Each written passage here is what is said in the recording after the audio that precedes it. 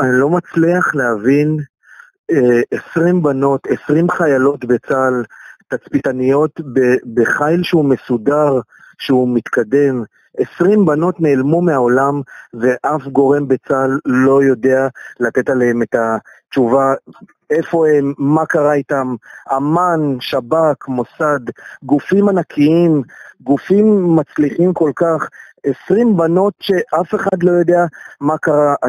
אני יכול לקבל ולהבין את הפילוח שנעשה לגבי הבנות שנרצחו, לגבי הבנות שנחטפו, לגבי ההרוגה שהיא מאומתת, אני יודע להגיד את זה בוודאות.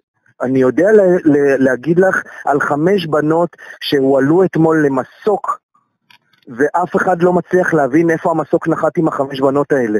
אני לא יכול להבין מה קורה פה. הכאוס הוא כל כך גדול וכל כך אכזרי. אני יודע לספר לך שהמג"ד שלהם, מג"ד, קצין בדרגה גבוהה בצה"ל, לא דיבר עם אף הורה עד הרגע הזה. משבת ב-11 בצהריים, המג"ד מקבל את הטלפונים, הטלפון מצלצל אצלו. רואים שהטלפון, אני התכתבתי איתו, הוא קיבל את ההודעות שלי, אני רואה את הסימן הכחול על ההודעות. הוא לא עונה לטלפונים באופן סיסטמטי, לא רק לי, גם לשאר ההורים. אני לא מסוגל לקבל התנהגות כזאת. האכזריות היא לא רק של חמאס, האכזריות היא גם בשתיקה של כל המערכת שנקראת צה"ל.